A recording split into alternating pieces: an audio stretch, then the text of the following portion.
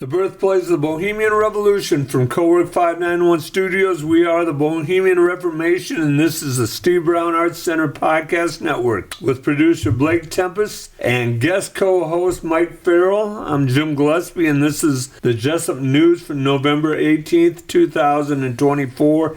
Dale is on assignment in the Congo. Ooh.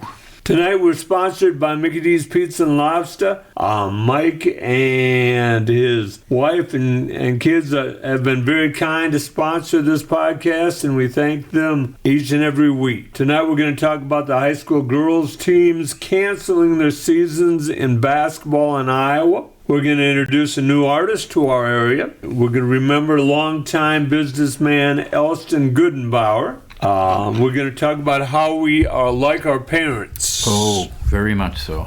And we're going to look at the Jesup News a little bit and look at the upcoming shows and have a weekly update of the Steve Brown Arts Center. Remember, as always, the Steve Brown Arts Center is a 501c3 nonprofit organization that has a vision for artists, young and old alike, to have the opportunity to better themselves while helping to build the skills of those around them. It will be offering community programming starting in Jesup, Iowa, before expanding to neighboring communities. The long-range vision is to house a rural artist residency program for professional and emerging artists in all areas of the arts and the humanities. Artists will be offered accommodations, studio spaces in exchange for contribution of labor and maintenance of the buildings and grounds where they live. So, Mike, welcome. Thank you, Jim.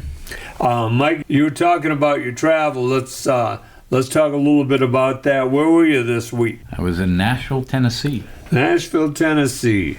And obviously for work, but did you do anything exciting? I've been to Nashville several times, and as we were discussing prior to going on air, I generally take my wife with me in places that she finds to be interesting. So she's a big country fan, and going to Nashville was definitely in our bucket list. Oh, cool. So we arrived Saturday, and she immediately had tickets for the Grand Ole Opry. And I learned something this week that I thought the Grand Ole Opry was the Grand Ole Opry going back 100 years. Right. And it's not. The Grand Ole Opry was, the newest version was built in 1974, approximately 8 miles outside the city of Nashville. And it's a huge complex. Consists of a shopping center, consists of the Grand Ole Opry stage, and then it also has our Opryland hotel there. It's just a huge complex. There's thousands and thousands of cars there. Dave & Buster's, there's a movie theater, there's all kinds of restaurants in there. It's just huge. So we went to the Opry on Saturday night. We got to see a young lady's first time at the Opry. Her name was Taylor Dye. She had a couple of songs that sounded familiar. Couldn't quite place them. I'm not as big of a fan of country as my wife is, but she had opened for Alan Jackson. She had opened for several big acts, 20-ish, 25-ish, very emotional for her first time there. We also got to see Riders in the Sky. And if you know anything about country music, you know that Riders in the Sky, they do a lot of commercial music, but they also did a couple of songs in the Toy Story movie. One of the songs that it comes to mind is "You've Got a Friend in Me" with the Toy Story series. And so that was Saturday night, and Sunday we just kind of drove around town to see what was happening. The main road in Nashville is called Broadway. Broadway is the home of many honky-tonks, and different artists own different types of honky-tonks. I thought it would just be like Johnny Cash and Willie Nelson, and oh no. There's honky-tonk up there that is owned by Bon Jovi. Oh, really? Yes, and that's exactly what I said. Oh, wow. Do you know, Jim, what the 4 criteria are to be a honky-tonk? I'm guessing alcohol has to be one of them. Alcohol is one of them. Yes, sir. You must serve alcohol. You want to go on the next one? Well, it's in Nashville, so there's got to be some kind of music stipulation involved. You have to have live music. You have to have live music. You must be open from 10 a.m. until 2 a.m. You must have a dance floor. So in my travels, Bon Jovi is a honky-tonk. Interesting. So that's the name of it, is Bon Jovi. Bon Jovi. It's owned by John Bon Jovi. And it's called Bon Jovi. And a little bit more interesting on a honky-tonk, that Taco Bell has a honky-tonk. So if you can imagine getting a burrito and dancing and... I'm sure getting a beer with your burrito. Getting a beer, absolutely. Yeah. I'm willing to bet that it is the only honky-tonk Taco Bell in the country. That is interesting. What else did you do? Did you do anything else special besides go honky-tonking and go to the Grand Ole Opry? I went to work. My wife went to several of the. She got on a bus that you can jump on and jump off all day long. The old Opry. God, I cannot remember the name. Ryman Center, right? The old Opry is actually still a functioning place of business, and she went inside and she saw the all the walls aligned with names and signatures of people and their records and what have you, people that actually sang in the Ryman Center.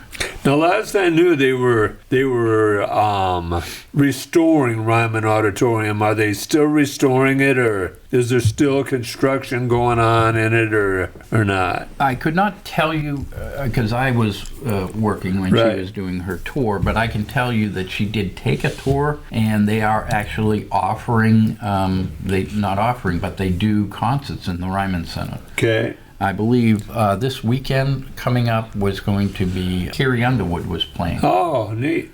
So yeah, and my other takeaway was from Nashville was it was really expensive. Yeah. The hotel rooms were crazy money, and everywhere you would park was $40. Ah. You know, and you couldn't just there was no place to park for free. You deal with it. You go to New York a lot, so you deal with that a lot. Yeah. You get lucky once in a while. You can find a meter, right?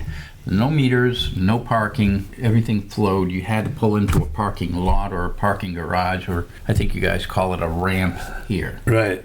And so, and it was at a minimum of $40. There were a lot of tour buses. There were a lot of party buses, people just going up and down the streets drinking. But the other unique thing that I thought was a little different, they would have these tractors pulling half a party bus, so to speak. And they would drive up and down the street, and they would be singing and dancing and drinking and having a grand old time. Wide open buses. Wide open, pulled by a tractor, pulled by John Deere. Obviously, they want the Vegas-like atmosphere a little bit in Nashville. Yeah. The golf course board is meeting here tonight, and so is the Booster Club is going to meet here tonight. So it's Kelly's, and then Kelly also had a cake baking, decorating, cake decorating class, and somebody got sick, so that was canceled and rescheduled. I believe it's the following Tuesday. So would you recommend people go to Nashville? I took the attitude that, it was a vacation, and you've got to expect that it's going to cost you to go on vacation. Right. So yes, I would say it's a destination that would be worth the money, for sure. Okay. What's your favorite city to do business in? Wow. Well, I'm from Boston, so I like to go back home. I'm familiar with it. It's got 4 professional sports teams. It's got hundreds of college teams. It's got the oceans there. You got mountains there. You've got nightlife off Broadway is there. So much to do in Boston, so much to see, so much culture, and the food is fantabulous. I'd say Boston is right up there. I go to New York frequently. New York is great as well. Atlanta's a fabulous destination. Most East Coast big cities I really like, and Denver as well. Denver's really a great place to go as well. All right. The opportunities you have, and you're more of an 8 to 5 man. Do you have, in your business, do you have to go out with your customers at night a lot or not? My children think that all I do is go to cities and spend time in these luxury hotels and go out to eat. But I can tell you with surety, Jim, that my next week will start at 5 a.m. on my way down to Cedar Rapids, and I will not get to my destination until 10. Right. And then I will proceed to work until about 5:30, 6 o'clock, go get a shower and change up and take a customer out till about 8, 9, 10 o'clock at night, and then start all over the next day. So it varies, but that's generally my day. It's an early morning rise and a late night go to bed. Was that something that you had to get into, had to grow into, or did you come to enjoy that? Did you start that way, or did you learn to be that way? I think it was a learned exercise. I first started when I was before high school. I started sanding floors for the guy down the street, and I did that for 6 years or so, and then went into and then I sanded floors while I was in the Army. It kind of provided money for me to get a plane ticket to go home from North Carolina back to Boston. And then when I got out of the Army, I went to college, and floors always seemed to come surfacing back around for whatever reason. It paid for my college, and then it paid for my apartment and everything else. And then I did it for a while as being self-employed, and then there was an opportunity to go to work as a representative of a company that had manufactured exotic African hardwood. Mm-hmm. And that's where I started that daily get on a plane, get in a car, go to a city, work with some customers, take them to dinner, and try to influence their decision. I went to work for a company that was based out of Denver, which is where I met my wife. We worked there together for 5 years or so, and then we moved back to Maine, and I moved to a different company. The company that I've been at now for almost 25 years or so. How many people do they have doing your job in their company? In my company? Yeah. That would be me. Just you? I am the director of Sand sales and marketing for North America. We have several different sales channels. We make many items. We have a government fella, a guy that works with the military and things that are federal. Then we also have what we call a commercial fella, and he does school systems, and he does janitorial companies and things like that. And we have an international woman. We have a South American group. We have a bunch of people that are on my level, but I'm the only one that does what I do here in North America. Okay. Yeah. Okay. But there's guys that travel the world that do your job. There are guys that travel the world that do my job. Absolutely. Have you ever wanted to do that? No, thank you. No. I'm at a point right now where, I'm at 60. I'll be 61 in May. And I've been doing what I've been doing for 35 years. There's every so often I have to look myself in the mirror and say, you got to do this and you got to do that, right? As a school teacher, I'm sure you woke up in mornings and, oh boy, I got to go see the kids again, right? The same idea. You make pizzas every day and you get sick of pizza, and you get on planes every day, you get tired of getting on planes. You stay in hotel rooms, you don't want to stay in hotel rooms anymore. And as spoiled as I sound, I really rather home cooking than going to Longhorn or to Olive Garden or what have you. I appreciate that. So, Let's talk about some other things. This is Steve Brown Arts Center Podcast Network with guest co-host Mike Farrell. I'm Jim Gillespie and producer Blake Tempus. The girls basketball season in Iowa started last Monday. And first practice. And there are about 5 teams in the state of Iowa.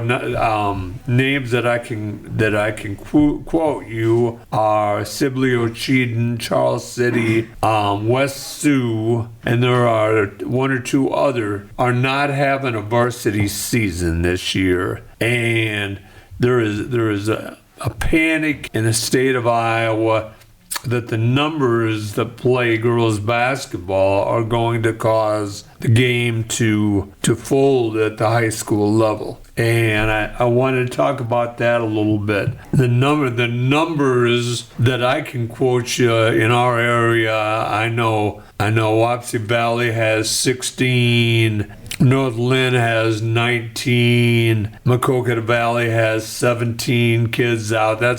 Those are all 9 through 12. That's not very big numbers. Okay. And see, it's a big deal when you're a school and you do not present a major varsity sport. And girls basketball is considered a major varsity sport. Mm-hmm. Those schools that I mentioned are going to play JV games this year because they only have 5, 6, 7, 8, 9 kids with sickness, injuries, and stuff. They would have to forfeit varsity games. So rather than embarrass the girls, they are not going to play varsity games. Well, like in the North Iowa Cedar League, the one that Jesup plays in, they play varsity girl-boy doubleheader each night. They do have a JV too. Oh, they also have a JV as well. Yeah. Yes. So a lot of people are making a big deal. Well, these schools are failing. They're failing the kids. They're failing the community. How can they do that? It is my argument, rather than embarrass those girls, playing kids that are unprepared to play varsity sports that may have to forfeit games, play them JV games. Right. And let them learn, let them grow, let them have success at a younger age, at the freshman level, the sophomore level, and then bring back the varsity schedule next year. Now, here's the argument. A lot of schools hate that because they have to go out and find a second game or another game for their teams that play varsity. So let's say a local team canceled on Jesup because they only play JV. Jesup would have to go out and find another team to play. And it's hard. You're only allowed in the state of Iowa to play 21 regular season games. Okay. And because of that, teams are already full. Usually they're full, if not a year, 2 years in advance. And now, all of a sudden, a team like Jesup or Charles City's in the Northeast Iowa Conference, so Crestwood has to find two more games. And Decorah has to find 2 games. And Waverly has to find 2 games. And that's hard. It's not about those other schools, it's about your kids at your school. Well, I look at it this way, Jim. First of all, I have 2 daughters. One was an extremely accomplished athlete, very, very, very high levels. As a matter of fact, she has played either with or against most girls that played in the Olympics 4 years ago. She was an ice hockey player, okay? Right. So I've been at the highest level of that competition. But getting to that high level of competition, we have those bumps in the road. I need for you and your children to play with me and mine in order for us to play the game. And a lot of parents, a lot of teams fail to recognize that. They just want to see, well, we're so good we can't play the other team. I need that other team, not only to get better, but I need that team to play so I can play. And I think that that's lost. I think, as This will get a lot of waves going. I think a lot of parents are trying to influence or play through their children, so they don't want to play the teams of the kids that don't play well. Okay, you just want to play the better team. But there's got to be a place for all the kids to play. Whether they go out and they get beat really bad, you got to learn how to lose, right? To know how to win.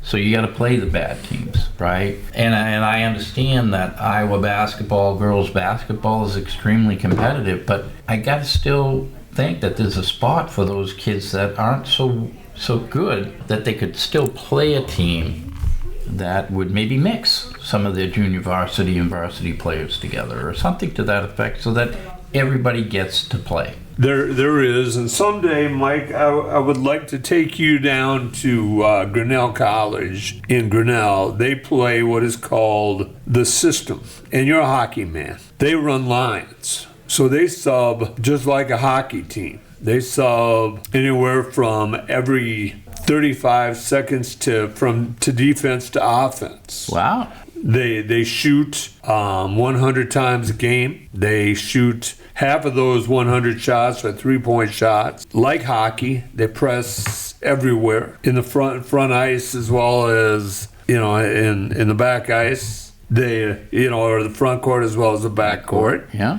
They want to rebound 70% of their misses. And they want to turn or force the turnover or force their opponents to turn the ball over 30 times a game. So this is Grinnell College. Grinnell College. Do you know that Grinnell College's head coach is probably one of your students and probably one of your basketball players and is a family member, Dana Kester? She's the head coach. That's a woman. That's a woman's coach. That's correct. That's a woman's coach. It's the men that run the system. Oh, okay. The men that run the system. But yes, Dana is the head women's coach at Grinnell. You're right. There you go. Yes. Yeah, I did know that. I've seen several of Dana's games. They have their third game tonight. Actually, I believe it's their third game of the year tonight. They play depends on the year. If they have 19 players on the bench, they play all 19 players. If they have 20 players or 21, I've seen them play 21 players before. They play everybody. Now, David Arsenal is his name. David Arsenal Jr. is the head coach now. But David Arsenal was a Canadian in that, so the hockey. Yeah, he played hockey, I'm sure. Yeah, and he came up with a system. And a lot of stuff that the NBA is doing right now is what Grinnell was doing 20 years ago. Wow. So you've got to get a whistle in order to get your players in. You got to get a horn. So are you getting that every 35, 40 seconds? Not always. It depends on a dead ball. It depends on if you turn them over. It depends on if you can get a timeout. It depends on a lot of things. I've been involved with a couple teams at Dunkerton and at Gladbrook Rhinebeck that have done the system, and once in a while you've got to get a player to make a foul to stop the clock. Okay. So that you can get a sub in. But I've interviewed for a couple of head girls spots. Schools are afraid of the system. I mean, schools are afraid of you playing 19, 20, 21 kids in a game. Because let's say you're far better than I am. You're only going to play half the game. If you look at the minutes played by the Grinnell guys, and they had the best freshman in America at Division III level last year. He averaged about 19 minutes a game out of a 40-minute game. A man from New Zealand. It's not a clubhouse. That's how David Arsenal describes it. It's not a clubhouse. You don't play just because you're part of the team. I may play only a minute. You may play 19 minutes. Mm-hmm. You may play 9 minutes. Or I may play offense, and then you may play defense for me. Role playing. It's all about role playing. Yes. Mm-hmm. It is the No Child Left Behind of basketball is what it is. In the classroom, if I would have said, well, you're not going to be involved in my class, and you're not going to be involved in my class, and you're not going to be involved in my class, I would have been fired. Right.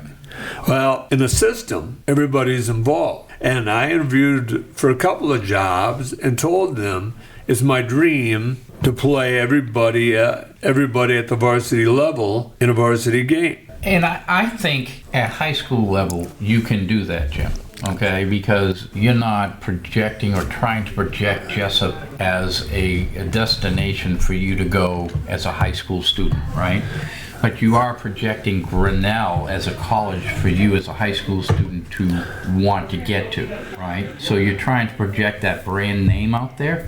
You could do that everybody plays mentality at a high school because you're not trying to recruit kids to that high school. And then when you get up that next level, you lose a whole bunch of those kids that are already playing, but they can't play at college level. You're right, but Mike, I'm convinced, and the mayor is texting me here as we're talking here, so I'm trying to talk to you and talk to the mayor, Chris Even. He's wondering when Watermelon Days is next year.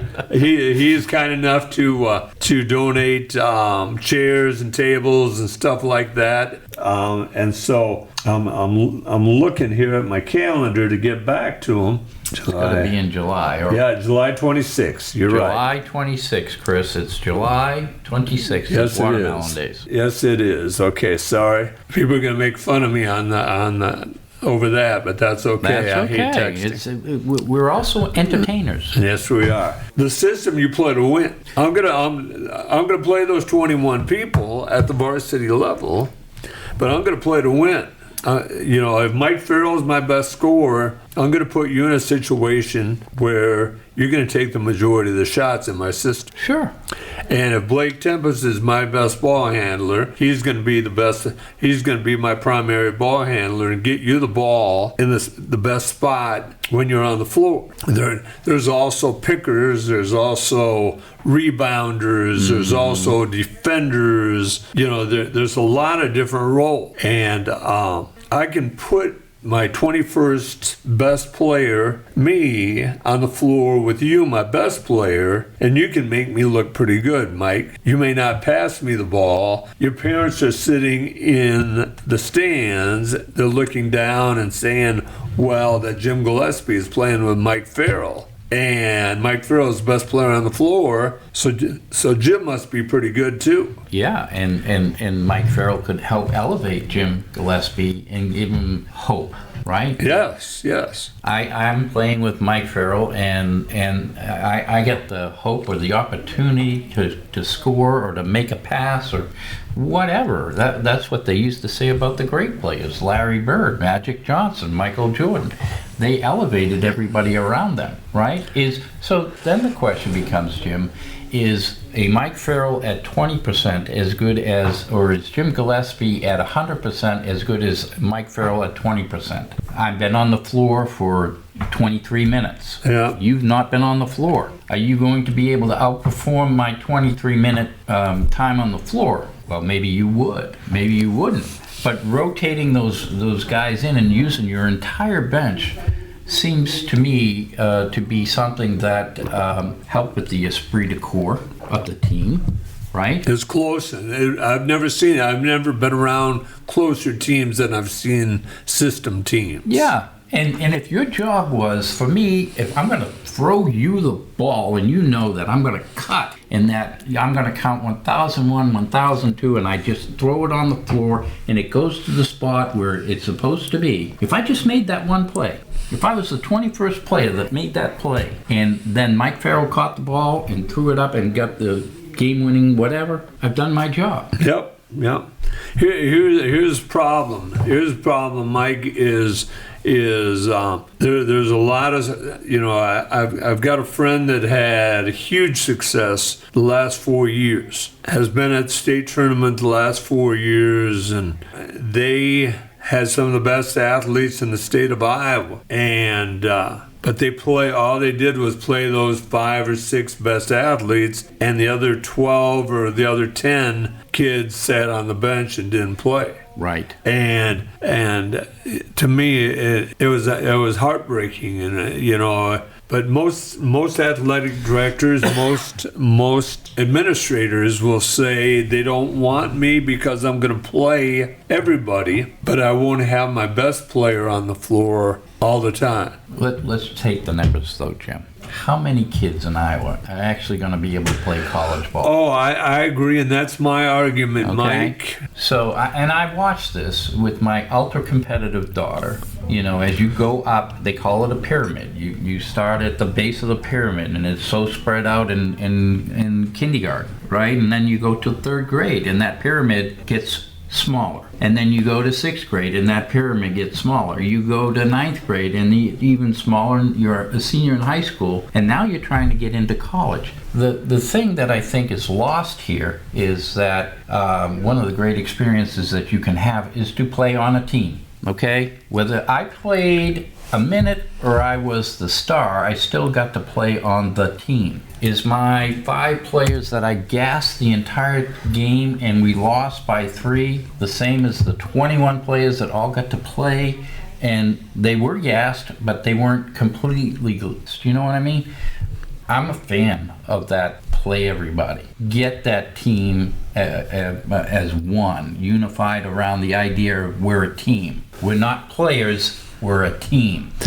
Here, the issue is administrators don't want to face the argument, the parents of the talented players. Why is Jim Gillespie playing when Mike is so much better than he is? And my comment back to that is, like I told you, my daughter had played with or against just about every girl in the Olympics 4 years ago. Okay, she was extremely talented, but maybe one of 8 in the country. One of 8 in the country that made that level. Mm-hmm. Okay. There's still another 200 and something thousand kids that still were playing in that game. Is she still playing? She did not. She burnt out. She said she was done. Yeah. However, my point is, if I didn't have those other kids, those not as talented players to play the game, I wouldn't have a team. Okay? We need everybody to play. We need everybody to learn what a team is and not individual accomplishment. Right. No, I agree. I agree completely. But unfortunately, administrators don't. Well, maybe they've got the wrong attitude. It is, and I understand that they fear the loss of their job. They fear so Mike Farrell's parents are disappointed that Jim Gillespie's playing with them and not as good as Blake Tempus is, and Blake Tempus should be playing more instead of Jim taking the minutes away. So they go after Mike. They go to the board and say, we don't like, or not Mike, but they go after the coach and they say, what's he doing playing those lesser kids? The school board is like anybody else. They're going to protect the administrators. And so the administrators are going to support what is traditional. And the system isn't traditional, unfortunately. I still say I need you as a superstar to play with my non-superstars in order to have a team.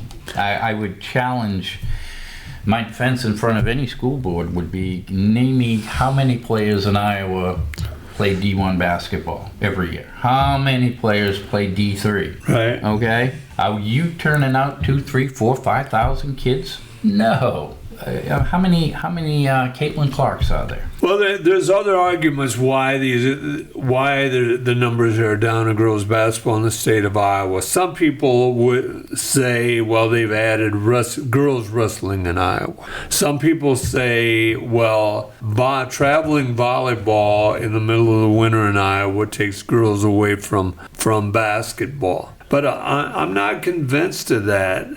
I'm convinced the kids that sit and don't play don't want to come back. Don't want to come back. They don't want to be around. No. What fun is it for me to sit on the bench? Okay, I would also put forth a suggestion. My daughters went to, I think we talked about this last week. They went to prep school.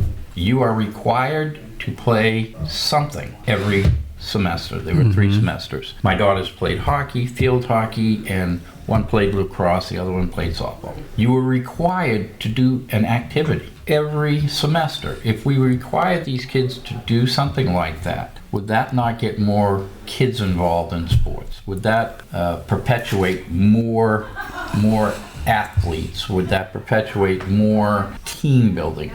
And I like that. I like that thought, Mike. I don't think you could get that done in a public school. You don't think so? I would, as a former coach, I wish you could. You know, we worked real hard at Jesup. Jesup does a nice job of involvement. Yes. They try to get kids involved in it and in a lot of sports. But I don't, you know, there's enough people where kids go get a job after school, where they have other interests, that they don't want to be around those activities. That would be wonderful. I would be all for that. It doesn't have to involve a ball.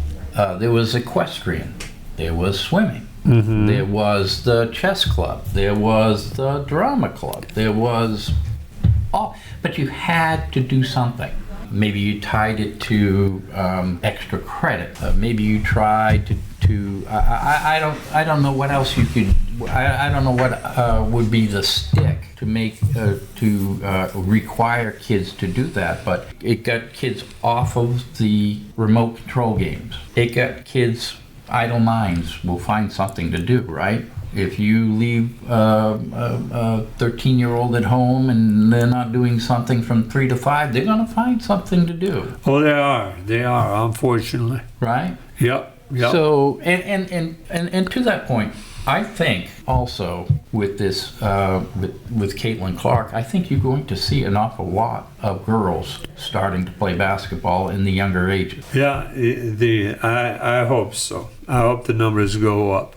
This is Steve Brown Arts Center Podcast Network. I'm Jim Gillespie with Mike Farrell and producer Blake Tempus, and we are coming to you from Cowork 591 Studios in beautiful downtown Jesup, Iowa, as the Booster Club meets right out in front of us, actually. And the golf course board meets in the other studio right now. I wanted to talk real quick about a former businessman that passed away, Mike Elston Goodenbauer, formerly of Jesup, passed away here recently. Ellie Goodenbauer was a businessman here in Jesup, and he was one of the first people I met when I came. I had his kids in class, and Melissa played basketball a little while, and I wanted to give our condolences to Elston's family. But here's from White Funeral Home his obituary. Elston G. Goodenbauer, 85 years old, of Reedland, Iowa, and formerly of Jesup, Iowa, died Thursday, November 7th at Unity Point Health Allen Hospital in Waterloo, Iowa. Elston was born December 9th, 1938 in Waterloo, Iowa, the son of Laverne Goodenbauer and Alma Reddies Goodenbauer. He graduated from Jesup High School with a class in 1957. On August 14th, 1960, he was united in marriage to Barbara Joyce Enlow at the American Lutheran Church in Jesup. They raised their family and made their home in Jesup. Elston owned and operated Goody's Lounge and later L's Cafe in Jesup. It was right down there on the corner, the same corner, or the opposite corner from the hardware store here in town. Peterson's Hardware, thank you. So was you say the opposite corner, would that have been the pavilion as we know it now? No,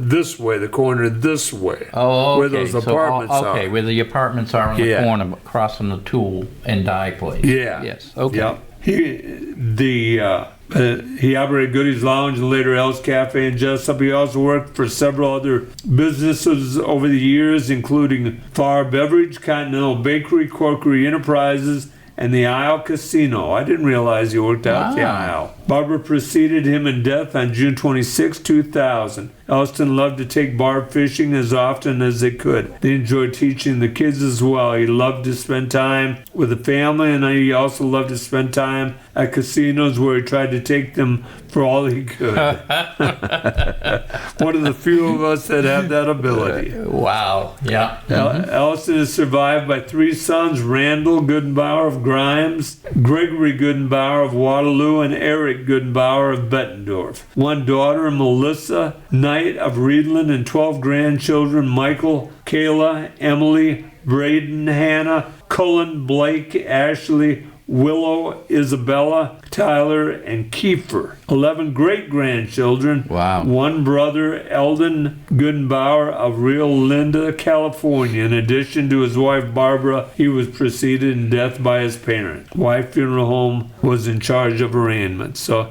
Ellison was... What's your favorite memory of Ellison? Well, he fed me well. When I was a young teacher, I went out to eat a lot, and I would go in there to his restaurant. Lounge, yeah. Mm-hmm. And he knew I didn't have a lot of money. He knew that I wasn't eating well at home. So whenever he fed me large quantities of food, and I'll never forget that. When you're fresh out of college, you don't have a lot of money. Right. Yeah. And Elston was kind enough to take care of me, and I'll never forget that. What was your favorite plate at Ellison's place? You know, I'm a cheeseburger and fries man. Okay. Yeah, so cheeseburger and fries. I Mayonnaise or mustard? Mustard. Oh, you're mustard. Okay. Yeah, ketchup, mustard, pickles on the side. Okay. Yeah, All right. pickles on the side. So he gave you a good burger. He did. Lots of He fries. did. A lot of fries. Yeah. The plate was always full of fries. Did he have a pinball machine? No, he didn't. It was just a cafe, is what it was. Okay. He also ran a bar. Ellison did a lot for our community. Nice man, friendly man. His children had his laid back, happy sense of humor. That comes from your parents. Oh yeah, it does. That's good parenting there. Yeah. So Elston Goodenbauer, 85 years old. This is the Steve Brown Arts Center Podcast Network. We'd like to make an announcement. We have an announcement at the Steve Brown Arts Center. We have our second artist in residence. Oh, wow. And his name is Richard Moore. A good Irishman. Yes. Richard's wife is the American Lutheran Church and the Zion Lutheran Church minister. And they come to Jesup from New Mexico. Wow. And Richard is a geometry symbols painter, an oil painter. And his paintings right now are hung in M's Coffee shop over in Independence. Okay. He's got 10 paintings over there. You get a chance, and M is a great sponsor of the Steve Brown Arts Center. We thank M for hanging Richard's paintings up over there. But he is our second artist in residence, and he will be on the podcast in the coming weeks as well with us. I'm excited to introduce the community to Richard. Nice man, and he's in a show down in New Mexico right now. Some of his art is being shown down in New Mexico, and as well as at M's. Wow. So we're happy to do that. You can also see his work on our website or on Facebook, the Steve Brown Arts Center Facebook. Mm-hmm. Please go to that. That is run by Josie Lloyd, and I don't give her a shout out enough. Josie Lloyd handles our social media for us. An in-house resident, is he physically living is there a Steve Brown Center? There is not a Steve Brown Center, and that's one of the things that, when we had Tim Kemmerer, Mm-hmm. Our first artist in residence, Tim lived at home, but we sponsored several showings of his art, had him on the podcast a couple times. Mm-hmm. We showed him on Facebook. We got the goal of the Steve Brown Arts Center is to help the artist and introduce the community, the Buchanan County, to the artist. And so presently we don't have a home, and that is our intention. Okay. Is to have a home right now. Right now, it's housing is so out of control financial wise that we and no complaint, just fact, we can't afford to to house artists right now. Okay. So instead of housing the artist, we do our best to introduce them and help them. So in essence, you're housing his dream. Yes, that's a good way to say it. Yes, it is. Okay. Yes, it is. So please get over to M's Coffee, see some of Richard's art.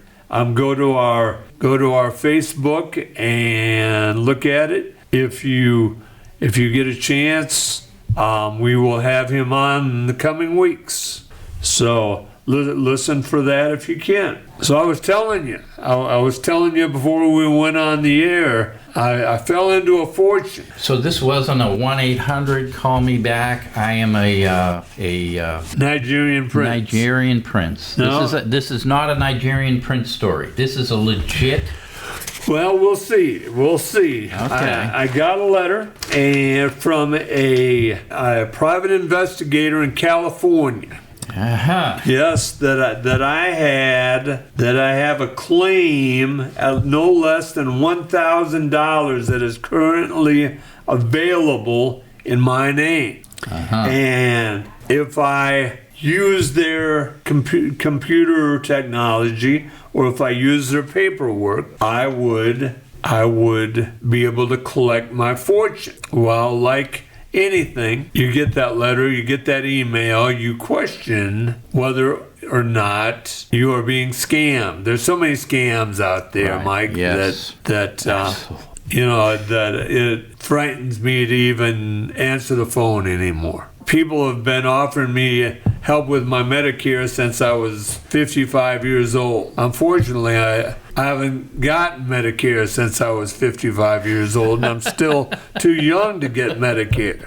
So I thank them and I hang up as soon as they use the word Medicare. You let them talk a little longer than I would. I've got to hear the word Medicare, but and I tell them, thank you, no, I don't get Medicare, and I hang up. It's that Iowa nice. Yeah. So you get this letter in the mail, okay, and you open it up, and you've won something. Well, that's what it said. There is a claim for something over $1,000 somewhere. I'm guessing at first I thought, well, who do I know like the old country western song says, who do I know in California? Right. How do you get it? How do you think you get your name? Well, as you said, we talked about this before we went on the air. Like you said, I think they cruise government websites and look for people's names. The particular website in Iowa is Mike and I closed out the site here. I've got to go to the phone. It's called the Great Iowa Treasure Hunt. The Great Iowa Treasure Hunt. Now, is that a legitimate state-funded site? It is iowatreasurehunt.gov. It is .gov. It is a government site. Okay.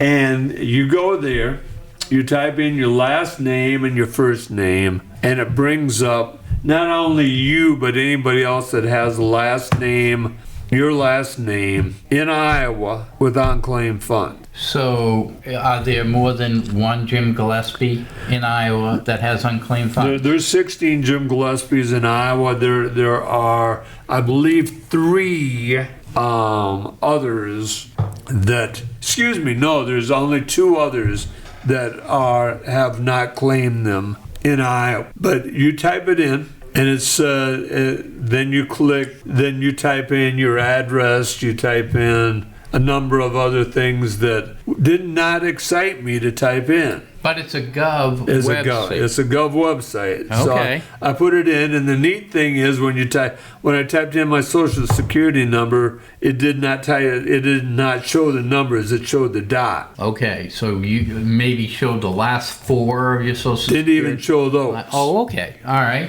Okay. But then it does the circle thing, looking for any money unclaimed by me. Well, lo and behold, over $1,000 was unclaimed by me. I could use $1,000. There you go. We we may have to go down to Legacy's, you and I and Blake, and have a cheeseburger and fries. Right. Play some pinball. There you go. They have a pinball machine down at Legacy's now? Well, they're no longer, but yes, they did have one. Did they close? They're closed. I did not know that. They were closed July 15th. Oh, gosh. Yeah. That's sad to hear. Yeah. They were awful kind to us. Oh, yeah, absolutely. Yeah. Good people. Yes, they were. Yes, they were. But I'd take a Joe's Pizza. You and I probably eat our share of pizza. Maybe we'll go somewhere else and eat something else. Something you don't get on the road or home cooked meal at Dairy Cone? Would that work? We could go to Dairy Cone. There you go. So over $1,000. Over $1,000. It says. It said they sent me an email, a no reply email, official government no reply. .gov. Because they don't want to talk to you. They don't want you emailing them, when is it coming, when is it coming. I don't blame them. I'm sure they get that a lot. They sent me an email, said I will receive an official state of Iowa check of the $1,000 plus in 7 to 10 days. So hopefully within the week, when we're on next week, I can update the fans on my treasure that I received. If I left $1,000 somewhere, I think I would remember that. It is, I would too. I mean, don't get me wrong. I don't lay money down on the street and just walk away from it. Yeah, you told me that if you spent over $500, you were thinking long and hard about that. Now we're talking double plus. So it is, I just don't know. I've done some research and I don't want to mention any names of companies, on the air. I don't want anybody coming back at us for that. But I would suggest that you go to the greatiowatreasurehunt.gov and see if your name is on there. Blake is doing that as we speak right now. I was not, actually. Oh, you should. No, he is now. There you go. I would advise him to do that. Maybe more than just you, maybe your parents. I think every state has one of these. So if you're not from Iowa, like myself, go to your home state. Maybe you had an insurance policy that was actually worth some money, or you won a lottery ticket that you never claimed, or you had some tax that was due back to you from some sort of municipality, or who knows, when you are owed money and that entity that owes you the money can't pay you the money, they have to give it to the state. Yes. So not only Iowa, but I believe every state has one of these funds. And if you're not from Iowa, you might want to check either a state that you have lived in or were born in, and see if they actually have some money that you might be due. That's so well said, Mike. They have to turn the money over to the state, like an estate. Let's say I had a great uncle that was a multimillionaire and they can't find me. Yes. They have to give it to the estate, and they have to give me the chance to at least claim it before finally the state takes it. Yeah, and there is a certain time limit as well for a number of for amount of that money and certain things. So, but anyhow, I'd be very interested to see the history of what went on that you put $1,000 some odd into, but forgot about it. And now it's there for you. I'd like to know the story behind that, and we'll check that out next week, maybe. Yes, we will. If I get that claim back, hopefully I get that. I'm going to put that in my homework for next week. All right. Jim's check money. Appreciate that. So this is Steve Brown Arts Center Podcast Network. We are headed toward the end of the year here on December 7th from 4 until 6, I believe. The city of Jesup is having its annual holiday festival. That is correct. And Mike, I talked to you last week to having your pizza wagon at that festival. You contacted the city. What'd they tell you? Well, in true form, the city let me know that we could set up and be prepared for when Santa comes.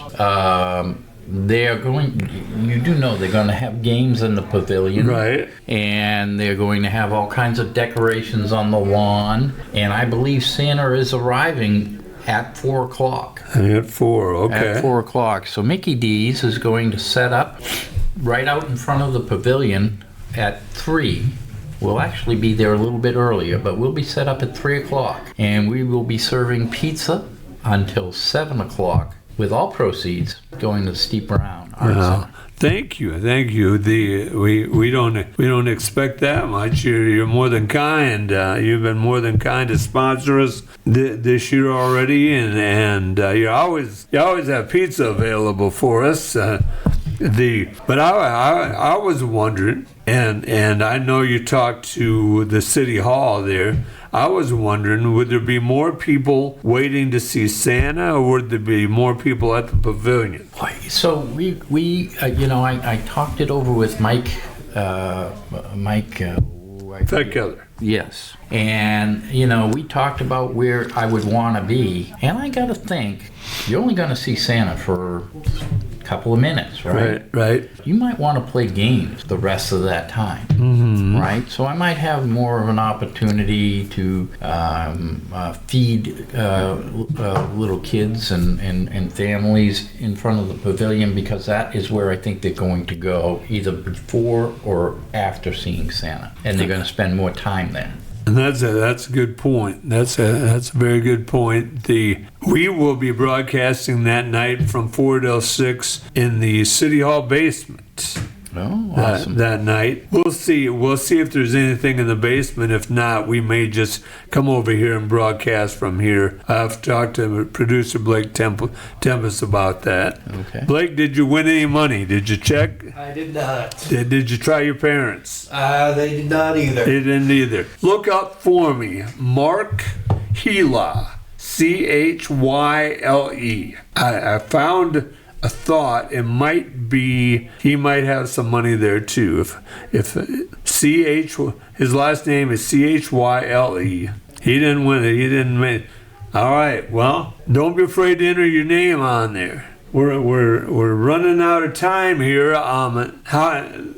We haven't had a chance to talk about. Are you happy with the cabinet that the president-elect is setting up? I am. I am I'll make no secret of it. I'm conservative. And I would like to get back to traditional American values. I would like very much to get back to a place where I think people would respect our way of life, whether here or foreign lands. And I think that the cabinet that he's assembling is going to do that. And I don't know that it's cabinet level, but I want, we talked a great deal about girls basketball. I want girls to play girls in basketball, and girls to play girls in swimming, and girls to play girls in softball. I want those traditional values back. And I think that the cabinet that he is assembling, I was very, very happy to see Tulsi Gabbard part of it. What is her role in this cabinet? I forget. I didn't see. It's right on the tip of my tongue, Jim. They had just announced it around 4:30 today. I missed that. And there were some guys that I kind of scratched my head. I do watch Fox and Friends on the weekends. I very much like Pete Hegseth. He's a family man, former military guy. He is a graduate of Princeton and was it Columbia or Yale law. Very educated guy, younger guy, 45 or so years old. Who else did he brought? Here's a question for you. What do you think about the matching of Elon Musk with Vivek Ramaswamy? unfortunately, I'm not saying unfortunately for Elon, but unfortunately, Elon has so many of his. I believe I heard today that Elon has 12 different businesses or 12 different contracts going with the government right now. Yeah. And he has a number of lawsuits with the government right now. Sure. Mm-hmm. And so I don't think that Elon can get a cabinet position to speak, as far as he would have to give up a number of those things in order to accepted by the Senate, I believe. So I don't know that they're trying to make them cabinet. I forget, what was it called? Gorsh? Or something to that effect? Something about DOG. Government something or other, right? Department of Government Economics. Something to that effect. Yeah. I don't know that it's going to be a cabinet level position. The problem is most successful people that you would want to surround the president, they're successful for a reason. They have businesses, they have they have education, they have what have you. I mean, look at John Kerry Forbes, right? John Forbes Kerry. Yeah. He was involved with all kinds of stuff. Steve Forbes, just anybody and everybody that is successful is going to have, in my mind, some sort of a conflict with the government, right? Maybe they're not suing them, but they're successful for a reason. Anyways, the long and the short of it is, I'm pretty happy with the people that he's surrounding. Marco Rubio is going to be the Secretary of State, right? I believe so. Mark Gates, I see earlier today, was appointed Attorney General. Pretty Florida heavy. Yeah, well, there's got to be a reason behind that, and I would assume it's because the Florida governor is going to appoint their replacements, right? Yeah. So Rubio is a senator. He's going to be able to replace a Republican senator with a Republican. Yeah, yeah.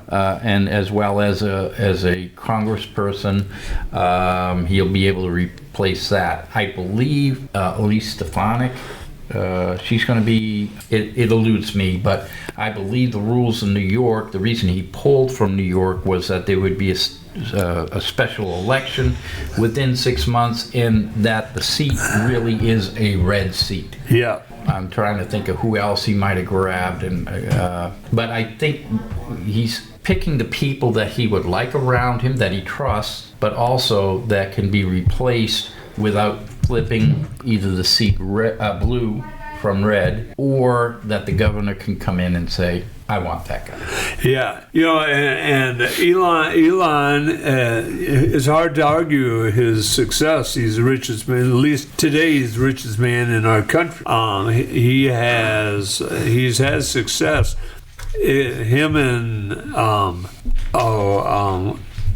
what's the other man's name? Vivek Ramaswamy. Yeah. Yes. Their goal is to cut the budget by $2 something trillion, which is astronomical. If possible, that it's amazing. Trump claims they can do that by the year 2027. Here is one thing I worry about. Trump and Elon both have a similar personality, and because of that, it could cause a lot of conflict for both of them.